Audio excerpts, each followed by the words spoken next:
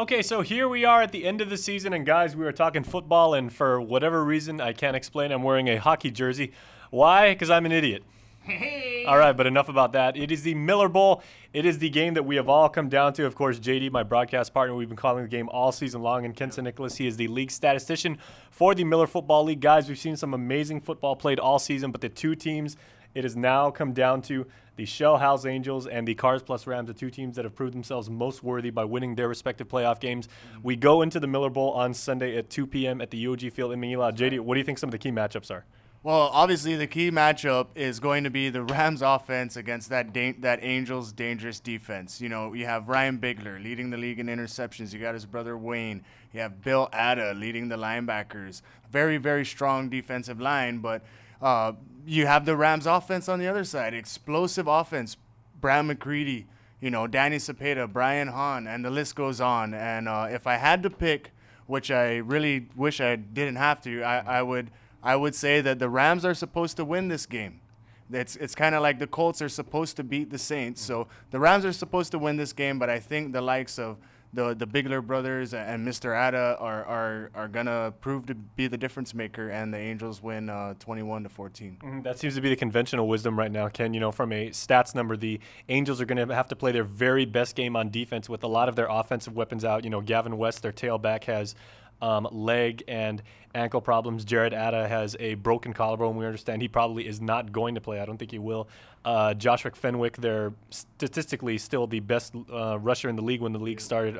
He's had a number of injuries and everything. So where do you think, from a analytical standpoint, these teams match up? Like JD said, the Rams offense is pretty potent, pretty ridiculous. But I think the true matchup lies in whether or not the Angels can actually provide a real rushing game and a passing game.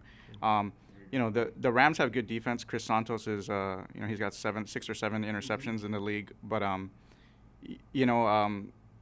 SB just really hasn't been able to get off lately. And in the last game, they only beat the Pepsi Warriors by an overtime score. And, if the defense plays great. Ryan Bigler has 9 interceptions. I mean, Bill Atta is great, a great linebacker. Their line is really good. But, if you don't put points on the board, you don't win. And, so we'll see if Joaquin, if he can get off his running game and, see what they can do. Yeah, well, that's an interesting point because, Joaquin Pangilinan, the very dangerous, shifty running back for the Angels. He, of course, has that thunder and lightning combination with James Buckman. And, of course, the Angels are running behind what is probably pound for pound the league's largest offensive line. So it's going to see how they stack up really interesting against, that very dangerous Rams defense led by Leonard Lynch. So what are some of the things you think the Rams are going to bring to the table from the defensive side?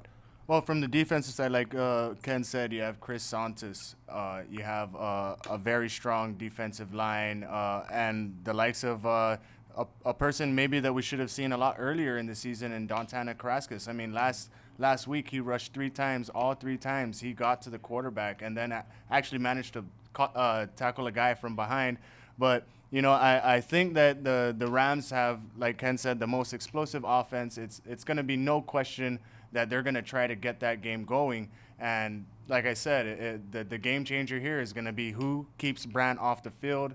And for the Rams, I guess, to minimize takeovers, turnovers, and just continue to light up the scoreboard the way they did all season.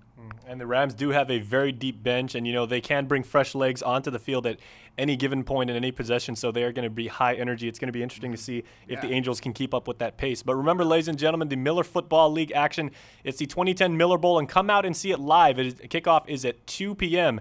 at the UOG Field behind the Fieldhouse in Manila. It's going to be an unbelievable contest. It's going to be a stellar production. Please come out. It's going to be fun for the whole family. You'll see Ken and JD and myself there. It's going to be a blast. So please don't come out. It's going to be the Angels and the Rams for all the marbles and a year's worth of bragging rights. We'll see you there.